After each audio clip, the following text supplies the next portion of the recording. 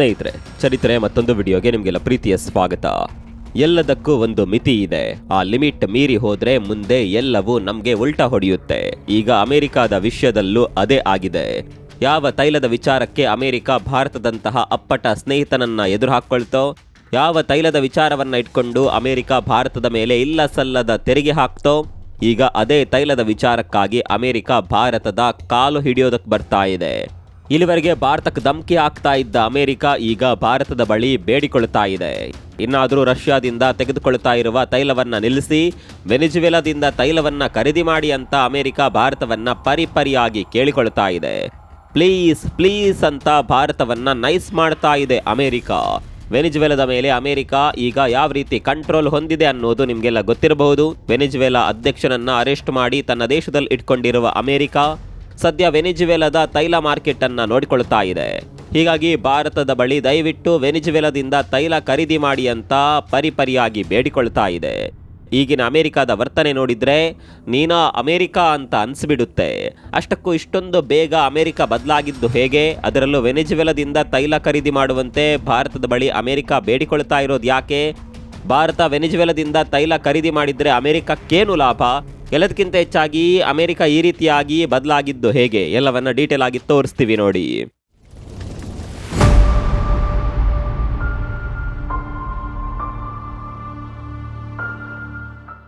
ಈ ಜಗತ್ನಲ್ಲಿ ಯೂ ಟರ್ನ್ಗೆ ಯಾರಾದರೂ ಅಂಬಾಸಿಡರ್ ಇದ್ದರೆ ಯಾವುದೇ ಕಾಂಪಿಟೇಷನ್ ಇಲ್ಲದೆ ಅಮೆರಿಕ ಅಂತ ಘೋಷಣೆ ಮಾಡಬಹುದು.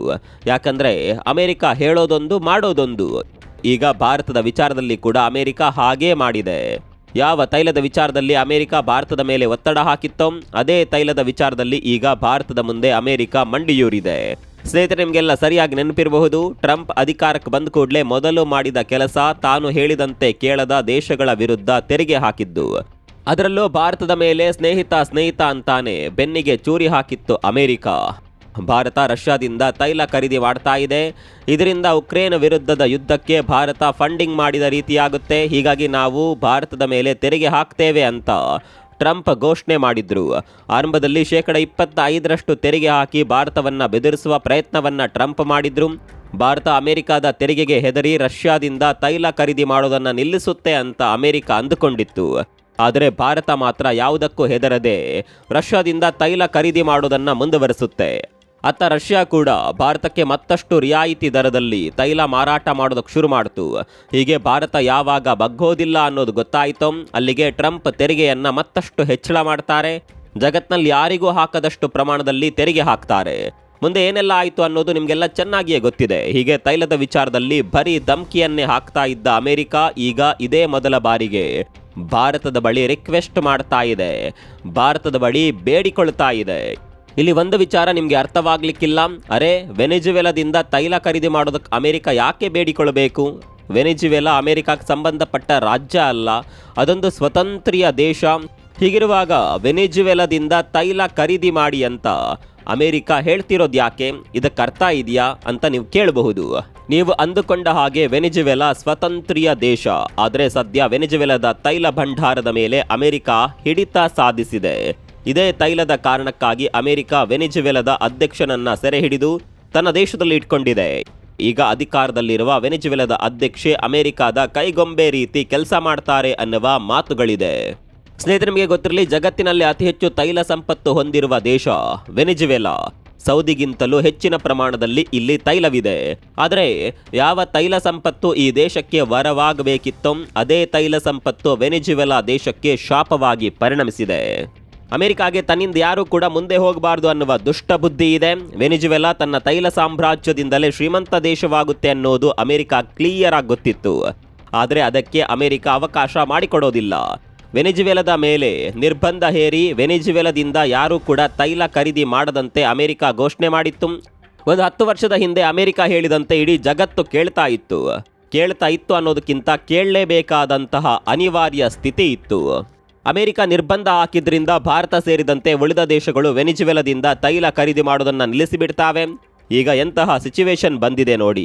ಯಾವ ಅಮೆರಿಕ ವೆನಿಜುವೆಲಾದಿಂದ ತೈಲ ಖರೀದಿ ಮಾಡಬಾರ್ದು ಅಂತ ನಿರ್ಬಂಧ ಹೇರಿತ್ತೋ, ಈಗ ಅದೇ ಅಮೆರಿಕ ದಯವಿಟ್ಟು ವೆನೆಜುವೆಲಾದಿಂದ ತೈಲ ಖರೀದಿ ಮಾಡಿ ಅಂತ ಹೇಳ್ತಾ ಇದೆ. ಕಾಲಚಕ್ರ ಅನ್ನೋದು ಇದಕ್ಕೆ ಅಲ್ವಾ? ಅಮೆರಿಕ ಭಾರತ ಕೇವಲ ಮನವಿ ಮಾಡಿದ್ದಲ್ಲ, ಎಲ್ಲ ವ್ಯವಸ್ಥೆಯನ್ನ ಕೂಡ ಮಾಡಿಕೊಡ್ತೀವಿ. ಇನ್ಶೂರೆನ್ಸ್ ಸಮಸ್ಯೆ ಇದ್ರೆ ಅದನ್ನ ಸರಿ ಮಾಡೋಣ. ಭಾರತದವರೆಗೆ ತೈಲ ಶಿಪ್ಪನ್ನ ಯಾವುದೇ ತೊಂದರೆ ಇಲ್ಲದೆ ತಲುಪಿಸೋದು ನಮ್ಮ ಜವಾಬ್ದಾರಿ ಅಂತ ಅಮೆರಿಕ ಆಫರ್ಗಳ ಮೇಲೆ ಆಫರನ್ನು ಭಾರತಕ್ಕೆ ಕೊಡ್ತಾ ಇದೆ. ಇಷ್ಟೆಲ್ಲ ಕೇಳಿದ ಮೇಲೆ ನಿಮಗೆ ಮತ್ತಷ್ಟು ಕನ್ಫ್ಯೂಸ್ ಆಗಬಹುದು. ತೈಲ ವೆನೆಜುವೆಲಾ ದೇಶದ್ದು ತೆಗೆದುಕೊಳ್ಳೋದು ಭಾರತ. ಇದರಿಂದ ಅಮೆರಿಕಕ್ಕಾಗುವ ಲಾಭಗಳೇನು? ಲಾಭ ಇಲ್ಲದೆ ಅಮೆರಿಕ ಏನನ್ನ ಕೂಡ ಮಾಡೋದಿಲ್ಲ. ಸ್ನೇಹಿತರೆ, ನಿಮಗೆಲ್ಲ ಗೊತ್ತಿರುವ ಹಾಗೆ ಅಮೆರಿಕ ವೆನೆಜುವೆಲಾದ ಅಧ್ಯಕ್ಷನನ್ನ ಅಮೆರಿಕಾದಲ್ಲಿ ಅರೆಸ್ಟ್ ಮಾಡಿ ಇಟ್ಕೊಂಡಿದೆ. ಸದ್ಯ ಅಲ್ಲಿ ಮಧ್ಯಂತರ ಸರ್ಕಾರ ಇದೆ, ಅದಕ್ಕೊಬ್ಬರು ಅಧ್ಯಕ್ಷೆ ಅಂತ ಇದ್ದಾರೆ. ಅಮೆರಿಕ ವೆನೆಜುವೆಲಾದ ಅಧ್ಯಕ್ಷನನ್ನು ಅರೆಸ್ಟ್ ಮಾಡೋದಕ್ಕೆ ಬೇರೆ ಬೇರೆ ಕಾರಣಗಳನ್ನು ಕೊಟ್ಟರೂ ಕೂಡ ಅದರ ಹಿಂದೆ ಇರೋದು ತೈಲ ಅನ್ನೋದು ಎಲ್ರಿಗೂ ಗೊತ್ತಿತ್ತು. ಅಮೆರಿಕ ಪ್ಲಾನ್ ಮಾಡಿದ ರೀತಿ ವೆನೆಜುವೆಲಾದ ತೈಲ ನಿಕ್ಷೇಪಗಳ ಮೇಲೆ ಹಿಡಿತವನ್ನ ಕೂಡ ಸಾಧಿಸಿ ಆಯಿತು. ಆದರೆ ಮುಂದೆ ಅಮೆರಿಕ ಅಂದುಕೊಂಡಿದ್ದ ಆಗ್ಲೇ ಇಲ್ಲ. ವೆನೆಜುವೆಲಾದಲ್ಲಿ ತೈಲ ತೆಗೆಯೋದಕ್ಕೆ ಅಮೆರಿಕದ ಕಂಪನಿಗಳೇ ಹಿಂದೇಟು ಹಾಕಿಬಿಟ್ವು. ಅಮೆರಿಕದ ದೊಡ್ಡ ದೊಡ್ಡ ಕಂಪನಿಗಳೇ ನಾವು ವೆನೆಜುವೆಲಾದಲ್ಲಿ ತೈಲ ತೆಗೆಯೋದಿಲ್ಲ ಅಂತ ಕಡ್ಡಿ ಮುರಿದಂತೆ ಹೇಳಿಬಿಟ್ವು. ಇದಕ್ಕೆ ಕಾರಣ ಕೂಡ ಇದೆ. ನಾವು ಹಿಂದೊಮ್ಮೆ ವೆನೆಜುವೆಲಾದ ತೈಲದ ಕುರಿತು ವಿಡಿಯೋ ಮಾಡುವಾಗ ಒಂದು ವಿಚಾರದ ಬಗ್ಗೆ ಹೇಳಿದ್ವಿ. ವೆನೆಜುವೆಲಾದಲ್ಲಿರುವ ತೈಲ ಸೌದಿಯಲ್ಲಿರುವ ತೈಲಕ್ಕಿಂತ ತುಂಬಾನೇ ಗಡಸಾಗಿದೆ. ಇದನ್ನ ಸಂಸ್ಕರಣೆ ಮಾಡೋದು ತುಂಬಾನೇ ಕಷ್ಟ. ಹೀಗಾಗಿ ವೆನೆಜುವೆಲಾದಲ್ಲಿ ತೈಲ ತೆಗೆಯೋದಕ್ಕೆ ತುಂಬಾನೇ ಖರ್ಚಾಗುತ್ತೆ. ಖರ್ಚು ಹೆಚ್ಚಾಗುತ್ತೆ ಅಂದರೆ ಅಲ್ಲಿ ಲಾಭ ಕಡಿಮೆ ಇದೆ ಅಂತ ಅರ್ಥ. ಬೇರೆ ವಸ್ತುಗಳ ರೀತಿ ಖರ್ಚು ಹೆಚ್ಚಾಗಿದೆ ಅಂತ ಬೆಲೆ ಹೆಚ್ಚಳ ಮಾಡೋದಕ್ಕೆ ಸಾಧ್ಯವಿಲ್ಲ. ಮಾಡಿದರೆ ಅದನ್ನು ತೆಗೆದುಕೊಳ್ಳುವವರು ಕೂಡ ಇಲ್ಲ.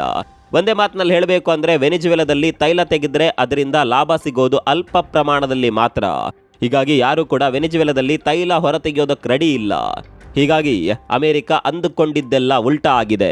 ಹೀಗೆ ಒಂದು ಕಡೆಯಲ್ಲಿ ತೈಲ ತೆಗೆಯುವವರು ಕೂಡ ಇಲ್ಲ, ಮತ್ತೊಂದು ಕಡೆಯಲ್ಲಿ ತೆಗೆದ ತೈಲವನ್ನ ಖರೀದಿ ಮಾಡುವವರು ಕೂಡ ಇಲ್ಲ ಎಂಬಂತಾಗಿದೆ. ಸರಿಯಪ್ಪ, ತೈಲ ಸೇಲ್ ಆಗಿಲ್ಲ ಅಂದ್ರೆ ನಷ್ಟವಾಗೋದು ವೆನೆಜುವೆಲಾ ದೇಶಕ್ಕೆ. ಇಲ್ಲಿ ಅಮೆರಿಕ ತಲೆಕೆಡಿಸಿಕೊಂಡಿರೋದು ಯಾಕೆ ಅಂತ ನೀವು ಕೇಳಬಹುದು. ಸ್ನೇಹಿತರೆ, ನಾವು ಆರಂಭದಲ್ಲೇ ಹೇಳಿದಂತೆ ಸದ್ಯ ವೆನೆಜುವೆಲಾದಲ್ಲಿ ಅಮೆರಿಕ ಬೆಂಬಲಿತ ಸರ್ಕಾರ ಇದೆ. ಈ ಸರ್ಕಾರ ಉಳಿಯಬೇಕು ಅಂದರೆ ತೈಲ ಮಾರಾಟವಾಗಲೇಬೇಕು. ತೈಲ ಸೇಲ್ ಆಗಲಿಲ್ಲ ಅಂದರೆ ಈ ಸರ್ಕಾರದ ವಿರುದ್ಧ ಅಲ್ಲಿನ ಜನ ಆಕ್ರೋಶ ವ್ಯಕ್ತಪಡಿಸುವ ಸಾಧ್ಯತೆ ಇದೆ.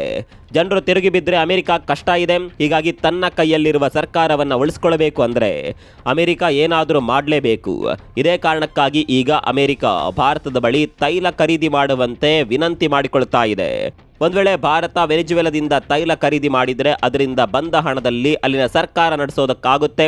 ಇಲ್ಲ ಅಂದರೆ ವೆನೆಜುವೆಲಾದ ಆರ್ಥಿಕತೆ ಪಾತಾಳಕ್ಕೆ ಬಿದ್ದು ಅಮೆರಿಕ ಅಂದುಕೊಂಡಿದ್ದೆಲ್ಲ ಉಲ್ಟಾ ಆಗುತ್ತೆ. ಇದೇ ಕಾರಣಕ್ಕಾಗಿ ಅಮೆರಿಕ ಶತಾಯಗತಾಯ ಪ್ರಯತ್ನ ಮಾಡಿ ಹೇಗಾದರೂ ಮಾಡಿ ಭಾರತದಿಂದ ತೈಲ ಖರೀದಿ ಮಾಡುವಂತೆ ಮಾಡಬೇಕು ಅನ್ನುವ ಕಾರಣಕ್ಕಾಗಿ ಭಾರತದ ಬಳಿ ಅಕ್ಷರಶಃ ಬೇಡಿಕೊಳ್ತಾ ಇದೆ. ನಿಮ್ಮ ಪ್ರಕಾರ ಭಾರತ ವೆನೆಜುವೆಲಾದಿಂದ ತೈಲ ಖರೀದಿ ಮಾಡಬೇಕಾ? ನಿಮ್ಗೇನನ್ಸುತ್ತೆ? ಕಾಮೆಂಟ್ ಮಾಡಿ.